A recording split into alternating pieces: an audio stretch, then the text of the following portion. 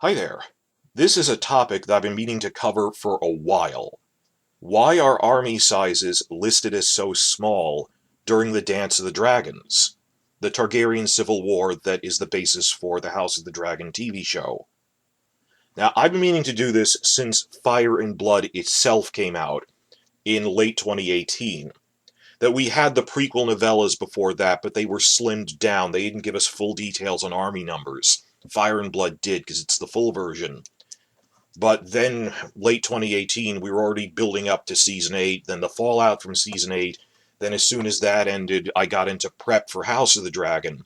And I always meant to get to this eventually, but first I had to cover the pressing news of there was a casting announcement for House of the Dragon. There was filming news. This was when I catch up with it. And here we are, exactly 1 week before the premiere. It's actually not that bad because, the war will begin in the Season 1 finale, so this isn't really that relevant to Season 1. It's for Season 2. But looking ahead, and it's more of a thing I wanted to do when we were going over Fire and Blood line by line, and it just got away from me, but I want to cover it again. It has relevance to House of the Dragon because they'll mention this leading in from Season 1. Why are army sizes listed as so small in it? That really jumps out at you when you're reading Fire and Blood, that compared to the army sizes in A Song of Ice and Fire in The War of the Five Kings, armies are unusually small and they don't explain why. Case in point, something we have good numbers for, the Lannisters. In A Song of Ice and Fire, at the beginning of the war, Lannister infantry is split half and half between Jaime and Tywin, that they both have about 12,000 infantry for a total of about 24,000. Jaime has about 2 to 3,000 cavalry around River Run, and Tywin in the east has about 7,000 cavalry. He took more cavalry because Jaime's conducting a siege at River Run versus Tywin is the mobile element chasing Robb. So yeah, he got more cavalry. So combined, the Lannister army overall has about 40,000 men, humans, warm bodies altogether, of which a quarter is cavalry, 10,000. And by the way, the TV show screwed this up in Season 1. It's one of the many little things where they changed something, and we warned them, when you change that, it has a ripple effect, and they just blink in confusion of, I don't care. In the TV show, they wanted to simplify the story that instead of Robb splitting his army in half, that he took half to River Run and Roose Bolton took the other half to the Battle of Green Fork. They had him just send a screening force to Tywin of 2,000 men, which was completely annihilated. It isn't annihilated in the books, it just retreats in a feigned withdrawal. And they have Robb take out of an initial 20,000 men. Instead of splitting it halfway between, he took 6,000 cavalry, the other ones went the other way. Well, if Robb is supposed to be crushing the Lannister army, but he's outnumbered 2 to 1, or it's an even force, because Robb's force wasn't split evenly, but 18,000 went to River Run, they said, let's just double the size of the Lannister army. So instead of between 24 to 30,000, they upped it to 60,000 in the TV show. But they didn't keep it proportionate, that, okay, it's a plot point that the Reach, as the most prosperous, fertile kingdom, has twice as many men as any other kingdom it borders. It's like France, that it balances out, that it's got a bigger population, but it has twice as many borders. Most kingdoms border 2 others, it borders 4 others. So it has twice the population, but twice the borders, so it evens out. Then when they talk about the Reach army, they didn't double it relative to the Lannister army. And it's just, they're just plain not paying attention. That when you simplify that, it moves things around. Why not have Tywin take a screening force? So that's silliness of they screwed up the army numbers and they didn't care in the TV show. In the books, the real world of Westeros, how big of an army, there's whole articles on this of how big of an army can each of the 7 kingdoms field at the time of the War of the Five Kings. Lannister army full strength is 40,000 men, of which 10,000 are cavalry. In the Dance of the Dragons, they list the full strength Lannister army that goes into the Riverlands as Lord Jason Lannister had assembled a formidable host. It says this is considered formidable, not just a screening force. A formidable host in the Western Hills, composed of 1,000 armored knights and 7 times as many archers and men-at-arms. Wait, what? That it's 8,000 men altogether? When in the War of the Five Kings, they can wield 5 times that number. They have 40,000 men. What is going on here? And similarly with the Hightower army, remember I said the Reach has like twice as many men as the Westerlands. The Hightowers would be the biggest fraction of the Reach armies, that the Reach splits in half, that the north sides with Rhaenyra, the south under the Hightowers goes for Aegon II. That the Hightower army is listed as 1,000 knights, 1,000 archers, and 6,000 men-at-arms. So during the dance, the Lannisters have 7,000 not cavalry, the Hightowers have 6,000 not cavalry.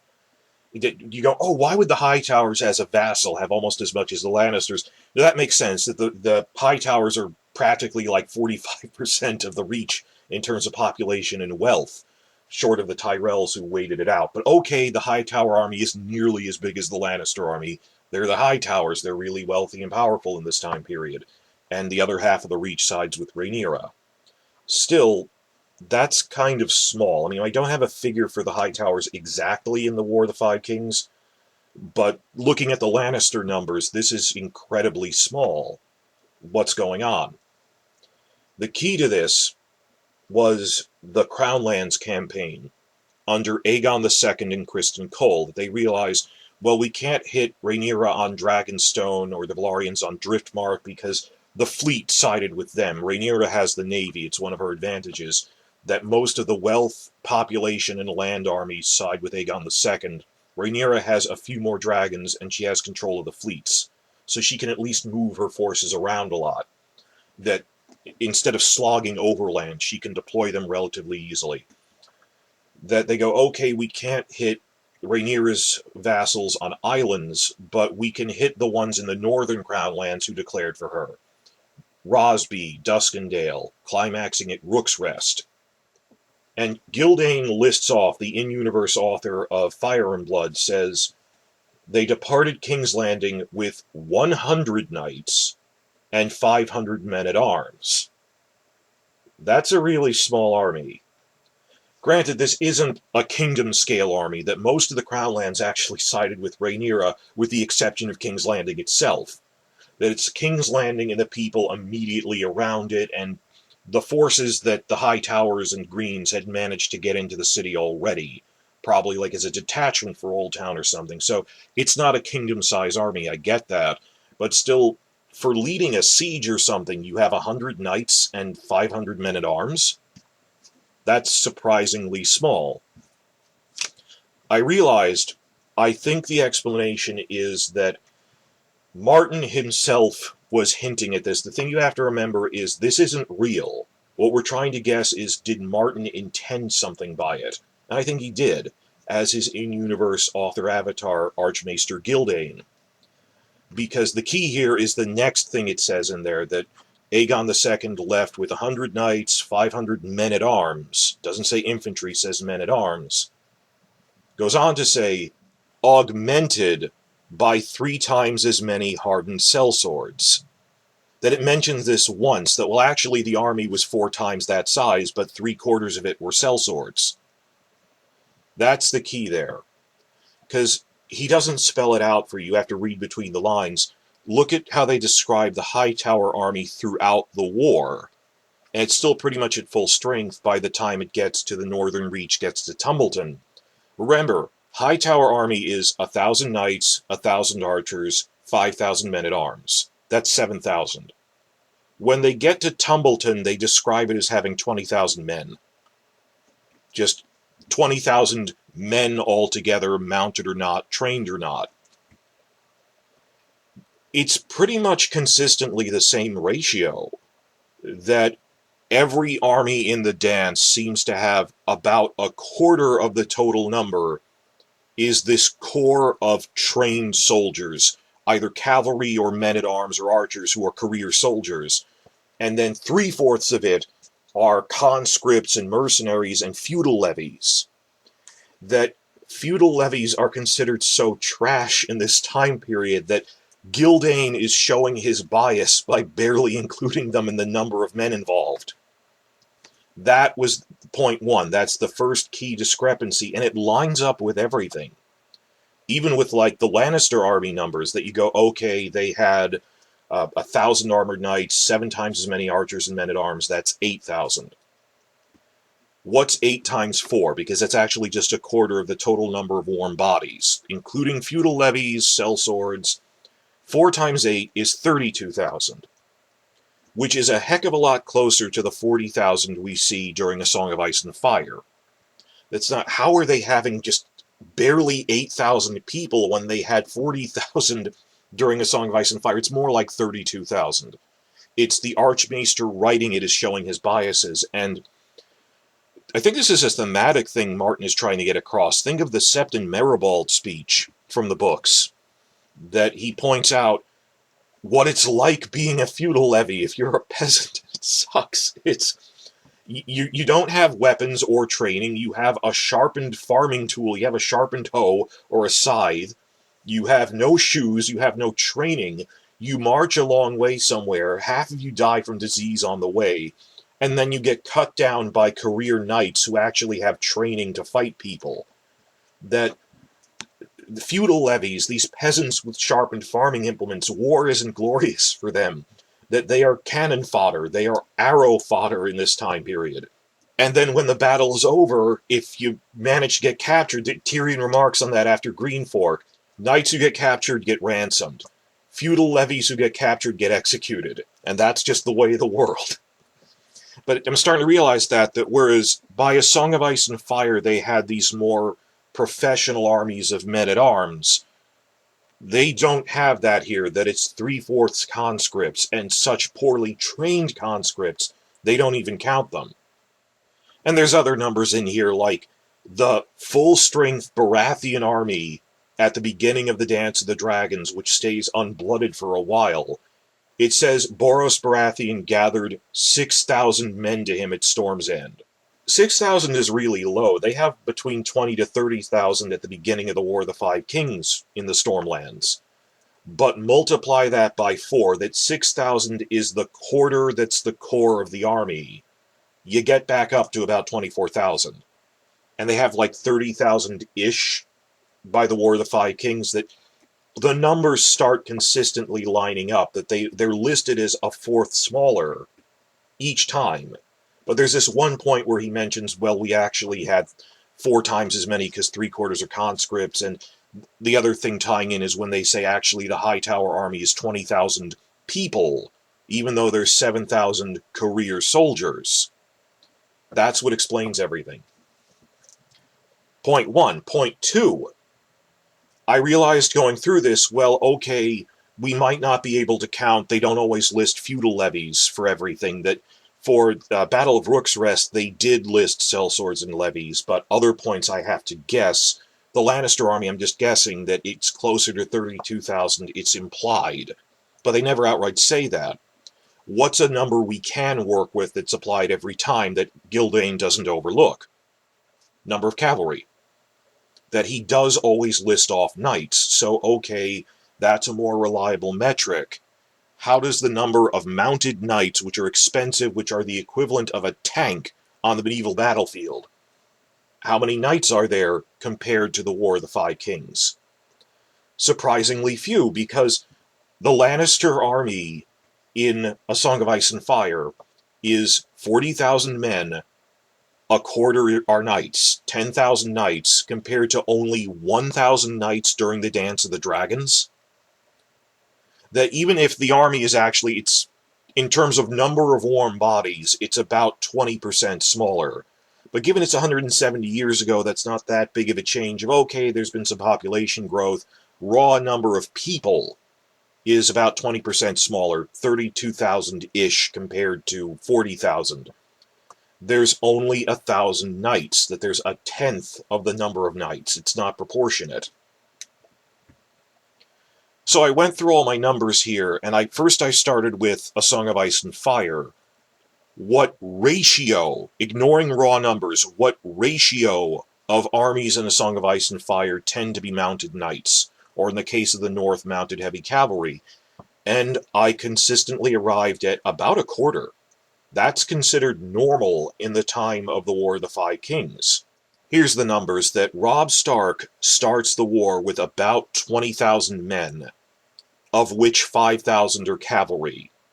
That matches the numbers we saw for the Lannister army, the ratios we saw for it. Then I keep thinking 6,000 because Robb augments his army with the Frey forces when he gets to the Twins. The Freys have 4,000 men because they're wealthy from river tolls, and it says of those 4,000, a quarter are knights. You see that quarter ratio even at the vassal level. So they add their 1,000 cavalry to his 5,000. That's why there's 6,000 cavalry that race off to the Battle of Whispering Wood, where they annihilate Jaime's army. But what's the ratio of knights to foot soldiers in the dance? Well, for the Lannister army, let's see, there's 1,000 knights and 7 times as many career soldiers that are men-at-arms and archers. That's not even getting into the fact that that would be 1/8 on its own. On top of that, we just figured out, no, there's actually 4 times as many conscripts. So in terms of warm bodies, if the Lannister army is 32,000 people, 1,000 are knights, are mounted.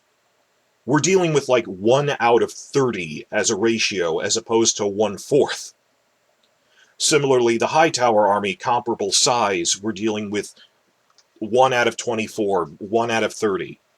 Or look at the army that Aegon II, the one point they actually list off how many sellswords there are. The army he took to Rook's Rest. 100 mounted knights, 500 men-at-arms who were career soldiers, and that's 600, 3 times as many sellswords, that's 1,800. Plus 600, it's an army of 2,400 men, and he has 100 mounted knights in it. That is very explicitly a ratio of 1 out of every 24 was a mounted knight, as opposed to 1 out of 4 in the War of the Five Kings. That you do not see people having a ratio of even 1 out of 20. And even if you counted just the career soldiers, it's 1 out of 8 or something. Oh, they do actually give numbers for the Freys also during the dance. It says the Frey army at the beginning of the Riverlands campaign is 200 knights, 600 men-at-arms. So that's a relatively high ratio because they have money from river tolls.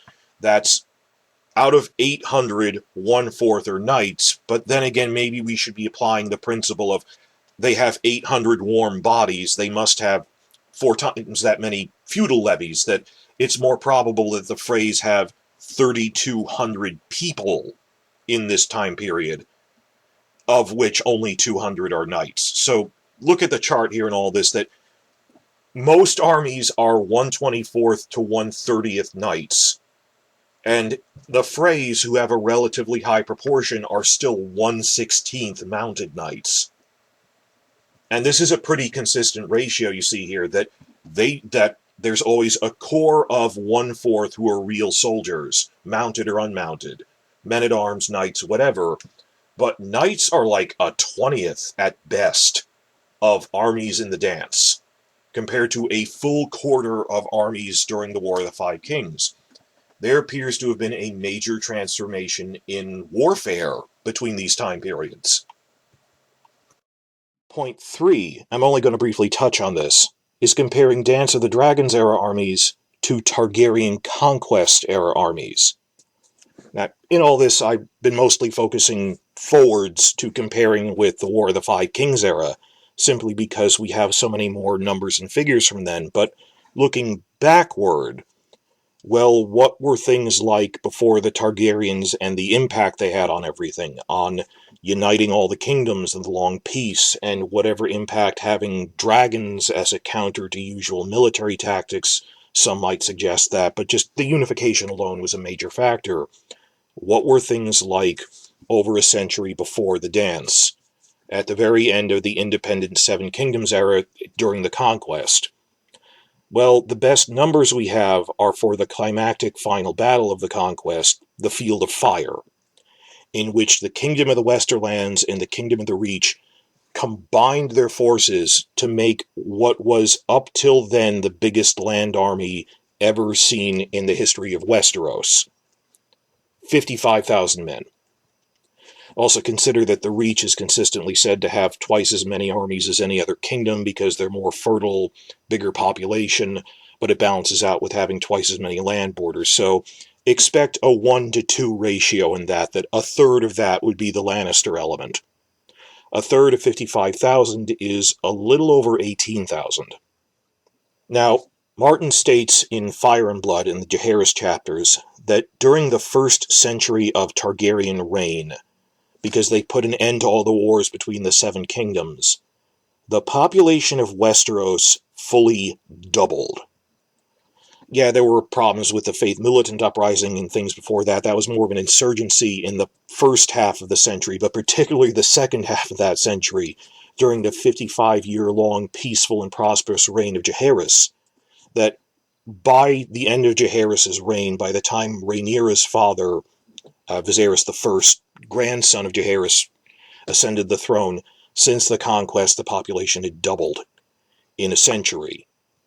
And just with all the making new roads, new trade, new towns out of wilderness, this was a massive impact on their entire society. Are the army numbers that Martin gives from the beginning to near the end of Fire and Blood Volume 1 consistent with that? Pretty much yes.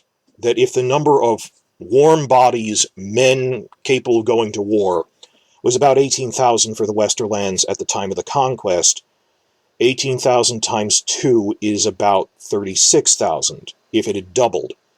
And what are the numbers I worked out for the army they had during the dance? 32,000, including all warm bodies, because 3/4 of it was just feudal levies because they didn't have a big standing army anymore. But yeah, 32,000 to 36,000, that's roughly double what came since the Conquest. In terms of raw population, that matches up. That's the first half of this. Also, out of universe, I think Martin only came up with that idea of they don't count the feudal levies because they've been at peace for so long, just for Fire and Blood itself, just for the Dance of the Dragons. In contrast, the figure of 55,000 for the Field of Fire, that's been out there since the first novel, A Game of Thrones, and we can use the rationalization that in-universe, at the time, these armies were better trained, so when they said they had 55,000, both mounted and men-at-arms, these weren't, cheap, crappy feudal levies. These were a generally good state of war readiness troops.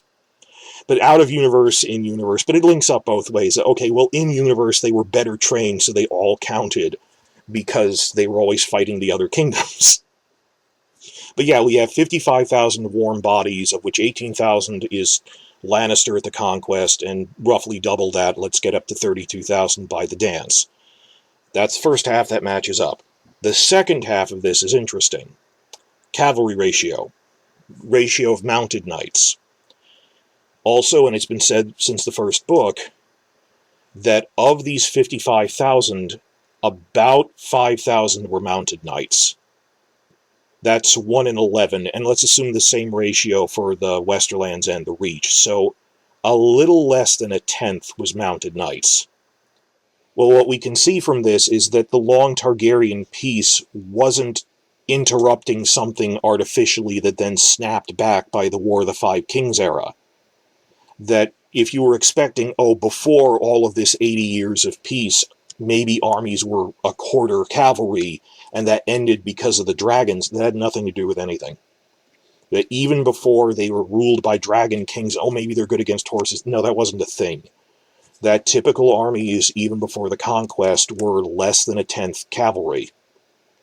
And that shift to having a quarter of your army cavalry apparently only happened at some point between the Dance of the Dragons and the War of the Five Kings, when that started to become more normal for them.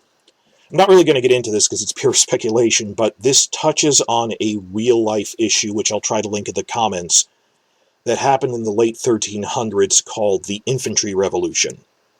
It isn't directly tied to the rise of gunpowder weapons, though that was happening at the same time a little later. It's late 1300s, roughly coinciding with the earlier phases of the Hundred Years' War. Not the later periods, Henry V and Joan of Arc and everything. That by then they had gunpowder, was starting to be a factor. But the early phases of the Hundred Years' War, late 1300s, they had the Infantry Revolution, which eventually overlapped with the gunpowder thing. Which is simply that as kingdoms started getting more centralized and more organized, they started getting progressively more organized and better trained armies, or at least core armies, who developed anti-cavalry tactics. That up to that point, cavalry, an armored knight was invincible on the battlefield. They were equivalent of a tank, and they just rolled over enemy infantry. But now you're starting to see with this better level of organization, it's not even a technology revolution, it's just an organizational revolution, that they got organized enough to have pikes in front, archers behind. They were going to make a shield wall of pikemen and have archers behind them attacking the cavalry from safety.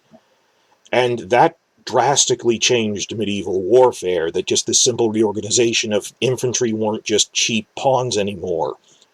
And they had to change how they used cavalry. Now, cavalry still had their uses, which were nothing else could do this. If an enemy infantry army broke and was routing, you could slaughter thousands of men if you had cavalry to run them down when they're routing. Think like the Total War video game series, when you're just clearing up routing enemies with cavalry. That was still useful. And the other big thing they realized that they could use them for was, instead of charging the enemy head-on into a shield wall of pikemen, they switched to using cavalry as the arm of decision in maneuver warfare. That we'll pin them with the anvil of our own infantry, and then we use our cavalry to flank them, and they're the hammer against the anvil. Or they can quickly race to other parts of the country as the maneuver element.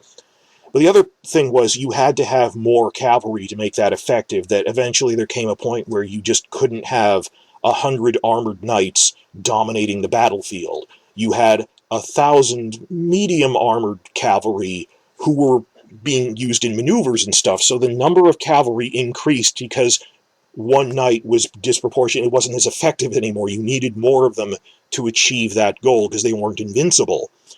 So it actually does seem like Westeros went through something equivalent to the Infantry Revolution, where just armies got better organized. At this point, at the start of the dance, they don't have this, because they never had kingdoms that were this well organized before. Even the proto-kingdoms, the independent seven kingdoms, like the Kingdom of the Westerlands, they didn't really have infantry that were that well trained, that well effective. But under the Targaryen warden system, maybe they'd start doing that. But not during that 80 years of peace, when there were no wars to fight. But once you got to the point where there was a Blackfire Rebellion or a Dornish War every 30 years, or a Robert's Rebellion, yeah, you had better, longer-standing armies that were, and there's still feudal levies, but there's better levels of training, that they're veterans of prior wars, and that they've learned to make shield walls with pikes, and cavalry just can't roll over them the way they used to. So that's a whole other discussion of when exactly this happened and the principles of the Infantry Revolution, but compared to the one-quarter cavalry element we see in the War of the Five Kings, both during the dance and even before the Targaryen Conquest, cavalry ratio was less than a tenth. And it was actually higher than, if you think about it, that the Hightower army in the dance is considered unusual for being 1/10 cavalry. The numbers we see for the Lannisters, at the Field of Fire, they were 1 out of 11 were cavalry. By the dance, they were 1 out of 30 cavalry. That the Baratheons 1 out of 20 cavalry. That if anything, the proportion of cavalry went down, probably just due to being at peace for so long, that there wasn't as much need for a ready mounted military force, a real force, not just used for jousts. But this is a lot more speculative, so I'll leave that for whenever we discuss this later. The big thing I want to say is I don't hold the House of the Dragon TV writers. I'm not trying to grill them for this. It's if they state a number in dialogue, they need to be consistent with their own figures. That if they change anything, whatever they work with, cavalry to infantry ratios, just remain internally consistent, guys. So what are the two big things we can say about armies during the Dance of the Dragons? They're a lot more unprofessional.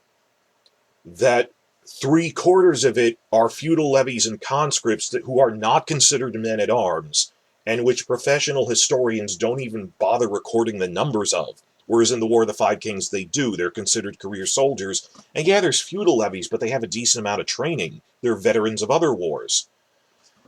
And on top of that, they do not have as big of a cavalry element, because they're not militarily prepared like that. That the big takeaway of this is a society that has been at peace for 80 years.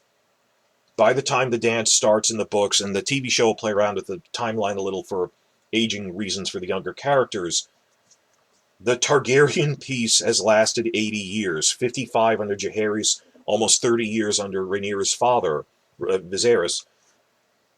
There hasn't been a major war in living memory. Not just all the young bucks coming up, all the young men who are the Knights of Summer who want to fight, who don't remember what the old men are going, there was a war. Even in A Song of Ice and Fire, like older men like Ned Stark and Robert Baratheon, who are the commanders, had lived through Robert's Rebellion. And grandfather-aged people like Barristan Selmy, he's a veteran of 3 major wars. That he was a young man in the 5th Blackfire Rebellion, the War of the Ninepenny Kings, when he killed the last Blackfire pretender in single combat. This is a world where grandparents do not remember what war is like. Yeah, there have been, exercises against, pirate actions, the occasional raiding in the Dornish marches. After the Vulture Hunt and stuff, and the Faith Militant Uprising, that was a war, but there were 2 other Dornish things that were just like raiding actions. There was pirate stuff with the Mirish pirates and the Stepstones.